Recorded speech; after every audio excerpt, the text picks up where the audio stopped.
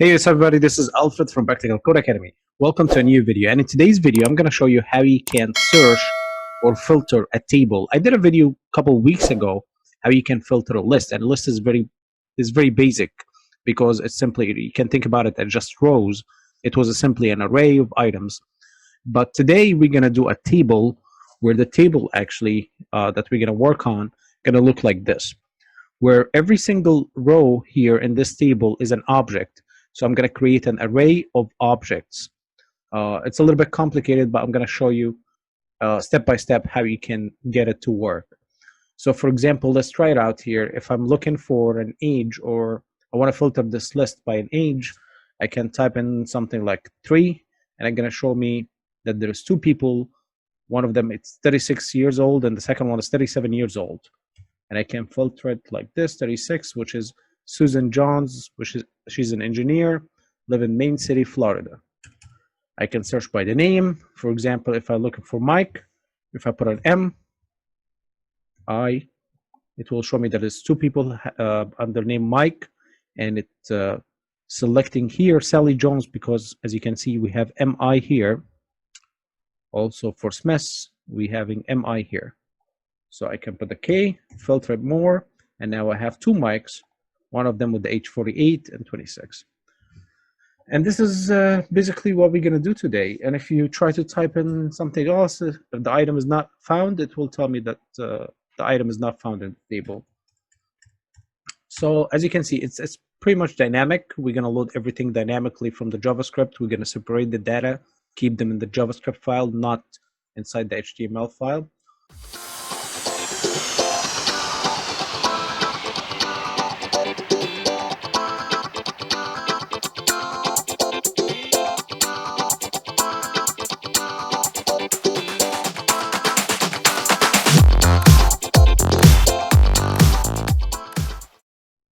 Okay, guys, here on my desktop, I'm going to create a folder. I'm going to call it table filter. Let me open this as Visual Studio Code. And here I'm going to create 3 files: the index.html, the styling sheet file, which is style.css, and also the JavaScript file, which is main.js. Close all these files. Here I'm going to put the boilerplate using Emmet, change the title,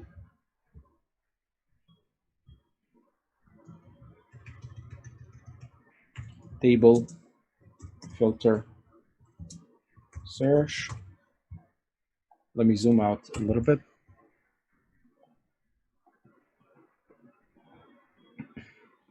Inside the body tag here, I'm going to put an h1,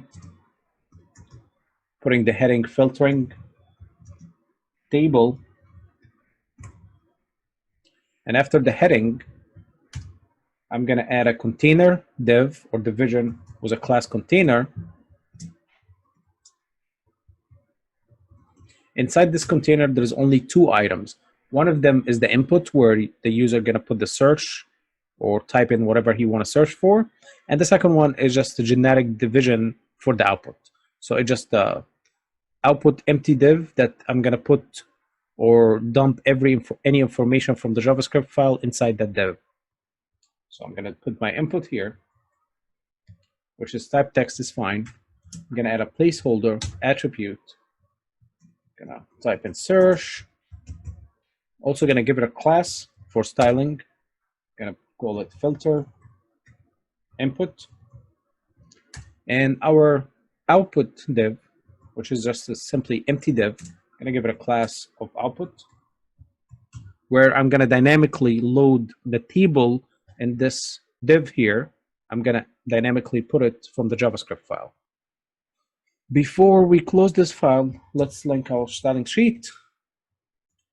I'm going to be style.css, and here we need to do script and load our JavaScript file, which is source main.js. Well, that's pretty much it for the markup file. Let's open it with the live server and see how it looks like right now. And here it is. As you can see, this is our input, and the div is empty, so you can see nothing. Let's style it a little bit. So I'm going to go to the styling sheet. And for the styling sheet, I'm going to start by resetting the browser default. So I'm going to do the universal selector. I'm going to put all the margins to be 0, all the paddings to be 0, and also we'll set the border, the box sizing, not the border, to be border box. After that, for the body tag, I want to set the font family to be Arial. Also, the height of the body itself to be 100 view height. So it's going to be 100% of the viewport. For the container, that's wrapping our search element here in the table, we're going to do the max width to be 1100 pixels. Also, the margin, we want to center it in the middle of the screen, so it's going to be 0 top and bottom and auto left and right. Next, I want to give it some padding, so I'm going to do padding 2 rem, top, bottom, left and right. And also I'm going to do box shadow of 0 pixels, 5 pixels, 10 pixels. I'm going to give it an RGPA to be my shadow of black, which is 0, 0, 0, 0, and the opacity 0.4. And here we can see the box shadow. And yeah, 1100 pixels, fine for the max width. Now let's do the border radius. I'm going to do 10 pixels. So I'm going to make the corner rounded a little bit. As you can see here, the corners are rounded. That's it for the container. Now let's do the H1 or the heading. Let's do the text align center. I'm going to do margin, top and bottom 50 pixels. Let's do 50 pixels. Left and right 0 because it's already going to be in center of the screen. Okay, for the font size, let's increase the font a little bit. So I'm going to do 3 rem. That look better. For the input itself, for the input field or the search area here, we actually give it a class. Let's use the class name. It's filter input.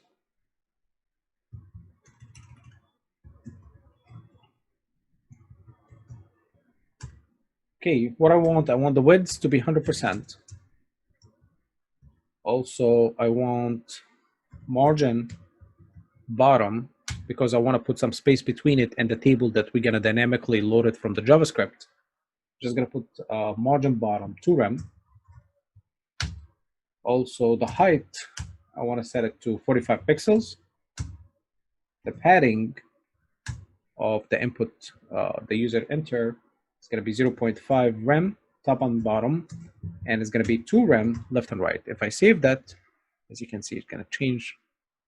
I want to also change the border. So the border is going to be 1 pixel, solid, and light gray, which is CCC color. I'm also going to do border radius. Let's do 10 pixels. Take out the outline. So the outline will be none. And that's it. It looked good. What else? Let me increase the font size here a little bit. So the font size, 1 rem, it's fine. As you can see, it increased. Now when I enter anything, it's having a bigger font. That's it for now for the styling. We're going to get back to the styling when we dynamically load the table. But now let's deal with the data inside the JavaScript file. So I'm going to go to the JavaScript file here. And all the data that's inside the table, it's simply an array of objects. So I'm going to do a constant here. I'm going to call it table. And I'm going to create an array. And this array have multiple objects. So for the first object here, or the format that we're going to follow, and definitely you can change that to whatever other formats you need in your projects. For example, here I need a name for my table. So now we're going to have one colon for the name. And the first item here, I'm going to call it John Doe. As you can see, it's an object. It's a key value. In that case, the name is the key, and the value is John Doe. The next item, or the next property in that object, will be the age. And for the age, I'm not going to put it as numbers. It's going to be as a strings. So I'm going to put it 25. Also, I need the occupation. In that case, John is a doctor.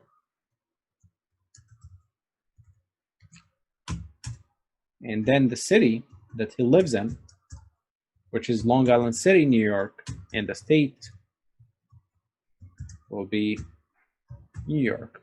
So as you can see the format here, each property here will be the column. So the first column will be the names, second column will be the age, third column will be the occupation, and the fourth column will be the city and the state. You can change this format if you're probably doing like a student database. So it's going to be the name of the student, his score, his midterm exam score, his homework and assignments. You can definitely change that. It's based in key and value. So this is going to be my first line in the table, or the first row. I'm going to need multiple data. So I'm just going to copy them and paste them here. However, they all follow the same format. Okay, I copy here. This is the second person or second row on my table, third row, and that's it. Now I close my array, and here we have the table array and all the data that we need in our table. Now we need to show it in the screen. And to do that, I need to create a table header. So the table usually consists of the table data and a table header. And the best way to do a table header dynamically without crafted by hand or do it like a hardwire it or type it. This is our header mainly. Every single item here inside this array, every single object, the keys here, I wanted to use the keys to be my table header. So I want the first header to be name, second name to be age, third one to be occupation, and so on. Definitely I can do it like this. Like I can do constant, I'm gonna call it table header, and I can do something like, let me use string templates here. So I can use the table tag, and inside the table I can use table header or table row, in that case, table row, then table header, and I can start put name,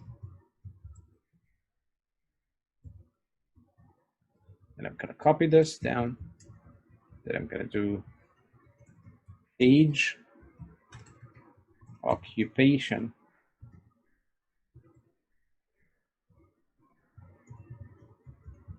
then city. That's fine, you can do it this way. However, that's mean if you're gonna change the format of this array here, you have to change this markup here. And I don't want to do this. I want to load these dynamically based on the format I put the objects here. In order to do that, I'm going to take this out. I'm going to access the object. And for that object, I will collect the keys. And the keys here that I want to collect are going to be the first item in this array, because the first item here have the key name, key age, key occupation, key city. I want to collect them. So I'm going to put here table. And remember, table is an array of multiple objects. All I need is one. So I'm going to access the first one. So I'm going to put the index 0. And now if I do console log, try to see what does this table header have. And if I save it, and here, open my console, as you can see, it will return to you here the object dot keys. It will return an array of all the keys that you're having, which is name, age, occupation, city, and state. Now we get these keys. Now all we need to do is just printing them to the screen. But before we do this step, we need to get hold on all the elements that we're having in the DOM that we need them. So definitely we're gonna need the input field here. So I'm gonna create a constant. I'm gonna call it search document query selector, and in that case we call it we give it a class filter input. Next, I'm going to do another constant for my output. As you can see, remember the empty div that we're going to put all our outputs to it. So I'm going to do output. I'm going to create a constant called output. I'm going to do document dot query selector, and in that case, I'm going to select. We give it a class of output. Okay. Now we get hold on them in our markup or in the JavaScript file from the DOM. Now, I want when the window first started, to access this, I'm gonna access the window object, and I'm gonna add an event listener to it. I'm gonna use add event listener, and the event that I'm interested in, when the DOM content is loaded, I want to display my table. So DOM content loaded. I want to run a function that called load table. I didn't create this function yet, but I will create it. Okay, another thing, when the user start typing here something, I want to load another function, which is going to start looking inside my table and search for that item. So when my search here, this is search, which having this input, which having a hold of this input, I'm going to add an event listener to it. And the event that I'm interested in, when the user inputs something, I want to load the filter function, and also the filter function, I didn't create it yet. But however, for now, I'm just going to comment this line. Now let's work on that load table function. So I'm going to create a function called load table. And what I want to do, I'm going to create a temporary variable, let temp. And this temporary variable will hold the opening table tag, also that table row. So this is the opening of our header. And the header itself is we're gonna loop through this table header data, and we're gonna add them one by one to the temporary variable. Later, after we loop through them, we're gonna close the table row. So to loop through them, I'm gonna access the table header dot for each to loop through them. And I'm gonna call it header. So each one will be header. And what I want to do is I want to add to the temporary variable th tag or table header, and I want to access this header that I'm looping through, and I'm also going to close the table header here, and that's pretty much it. Now our temp or temporary variable have looped through all this array and filled with all the data that we want to create the header with. To see it, let me right now just temporary, I'm gonna add to it, close the table row that we open it here, and also close the table.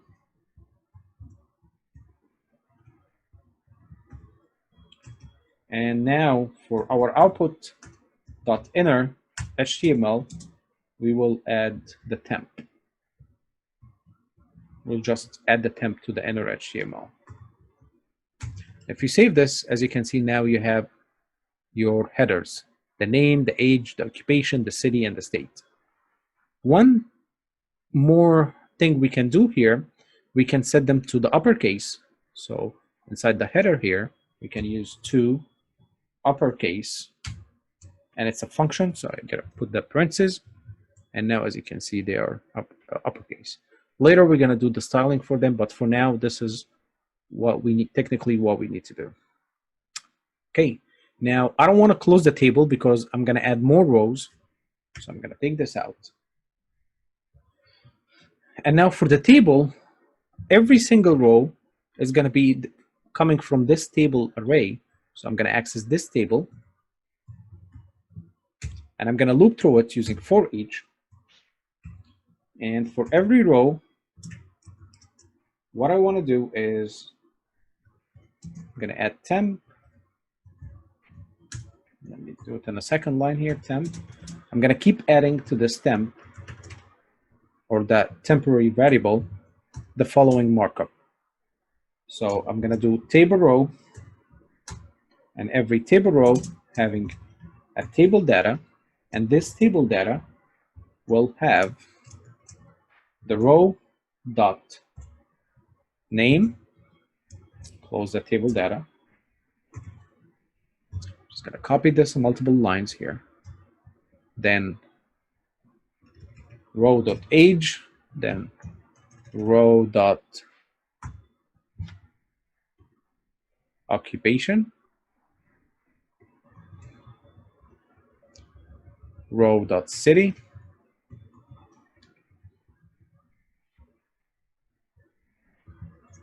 and finally the row dot state.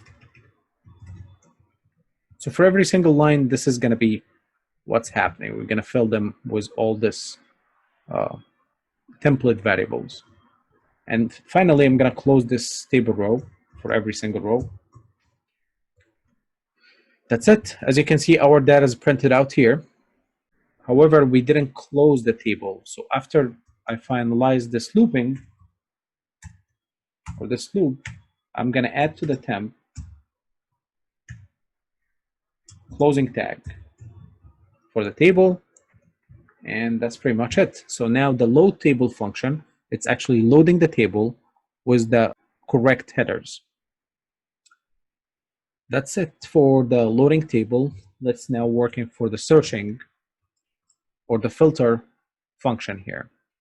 So I'm going to uncomment this. I'm going to create a function called filter.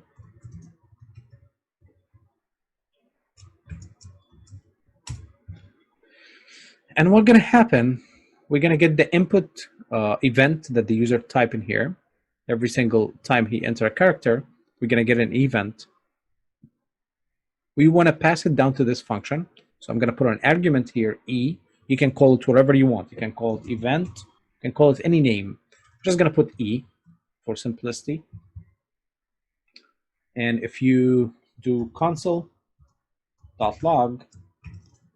e, just want to show you, if you didn't see the other video for the row, what is this event. Now you don't see anything. This event will be activated when the user try to type anything. Now if I try to type in anything here, I will get back the input event. It will be passed here, and here I'm printing it. And if I open it, it have multiple property. As you can see, it's just an object. We are interested in the target, and inside the target, there is the value, and the value is actually what the user entered. So it's an object inside an object, or property inside a property. So we want to access the E, and inside it, I want to access that target property, and inside the target property, or the target object, in that case, I want to access the value. And if I save that, and now if I type anything, as you can see, I will copy it. I can copy it to a variable. So that's been said. I'm going to create two variables here. I'm going to call it, the first one I'm going to call results. That's when you search for something, I'm going to put the results of whatever you're searching for, either you find it or not, inside this variable. The second variable is the temporary variable for the markup, which I'm going to call it temp. And we have it empty initially. So technically in the results variable, so the results, I want to take a look inside my array, which having all the objects, and I want to filter them. So I'm going to be having the table, which is, you can think about it, all the data that we having for all this table, and we want to filter it, and we want to only return the items. So the item that we're going to return have to match if the item dot state. So we're going to look through all of them, all the states, includes whatever the user enter. So e dot target dot value. Let me put it on another line so you can see it. Let me separate it like this. So technically we're saying we want to filter the table. We only want to return. We're going to take every single item in that table. We want to loop through them, and we're going to access the state of every single item here, and we're going to check if the state includes whatever the user typing in. That means we're going to return it and going to be inside the results array. We can test that. We can console log the results array, and now let's give it a test. I'm going to go for the console here.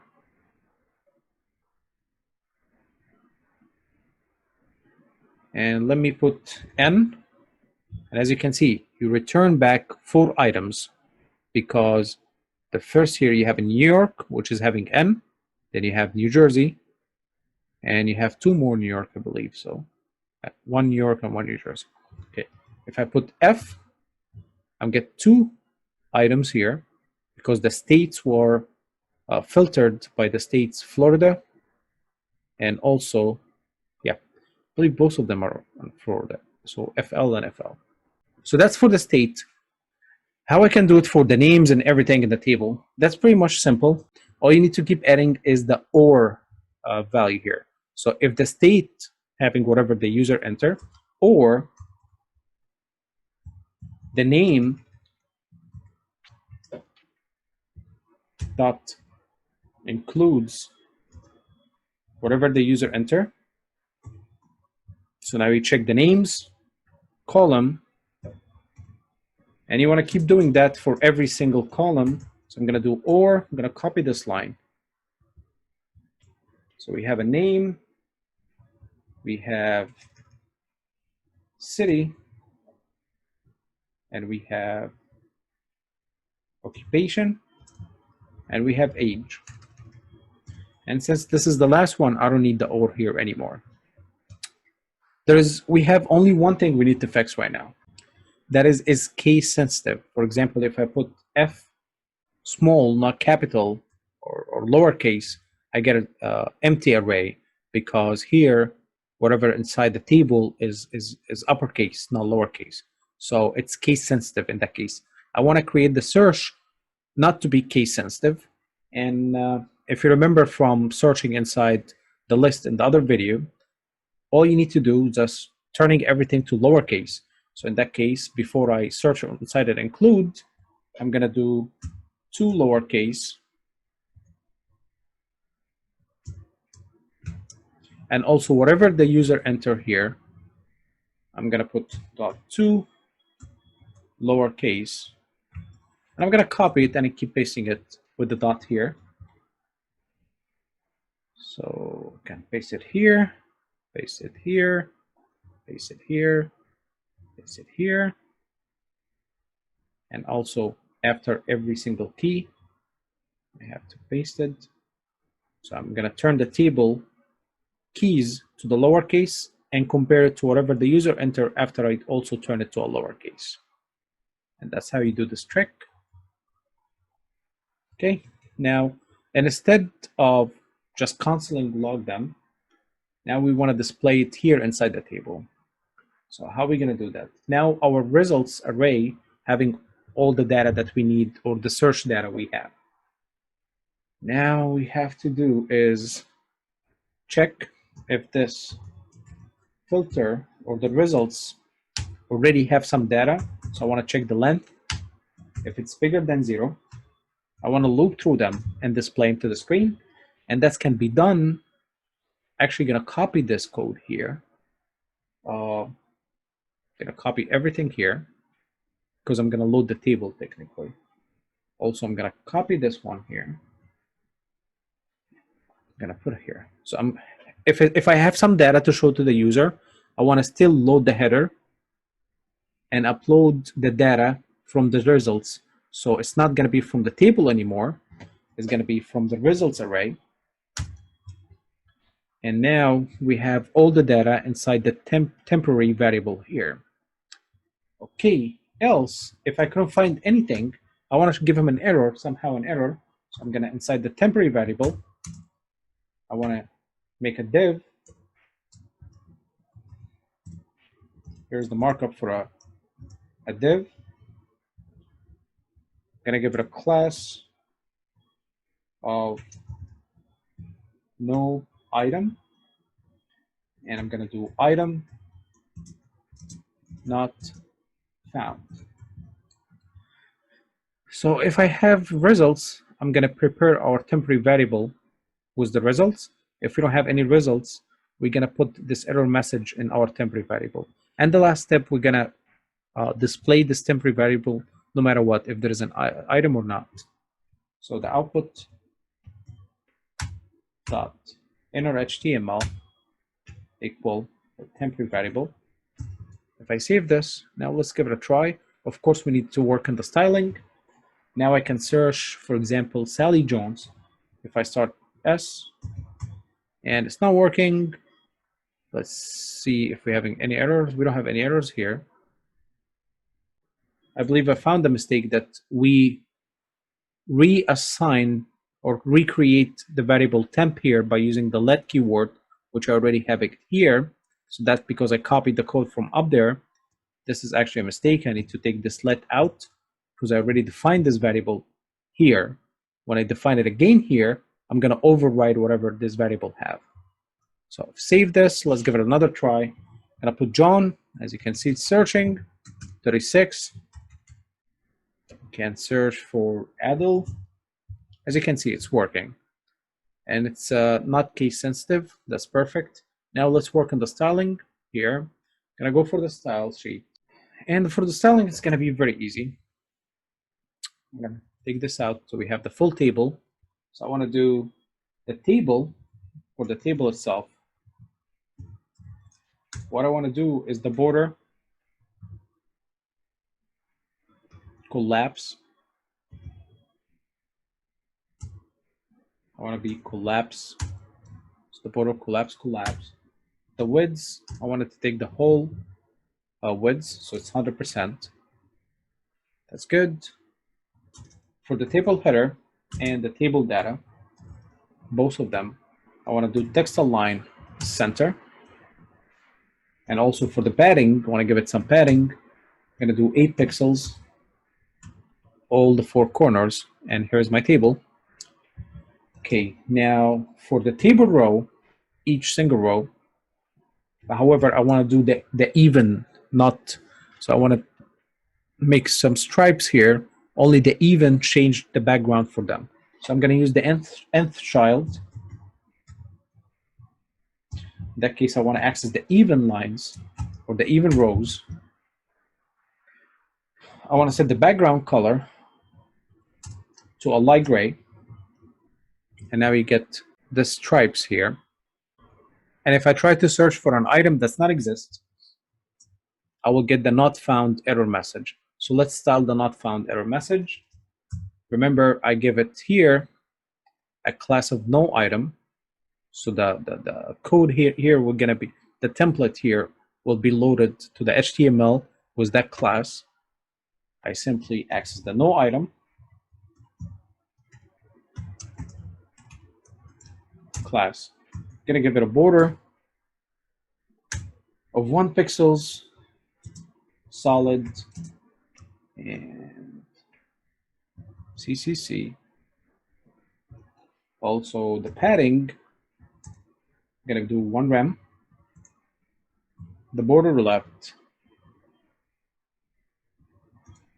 gonna be 5 pixels, solid, red. And the background color, is going to be pink, and the color will be red. The border radius will be 8 pixels. If we search this, here we go. Make the font a little bit bigger. So the font size, let's do it 1.6 rem. Let's put it in the center. So text align, center, and that's it. So now our searching table working fine. I can look for California, and I will get all the users that are existing in California. And you can see it's pretty much dynamic. I don't have a button that I have to submit, and then it's gonna search my table. It's dynamically happening as when I type in any values from the keyboard. Well, I hope you like this video, and if you do like it, hit the like button. And if you're not subscribed to our channel, please subscribe now, and I'll see you in the next video.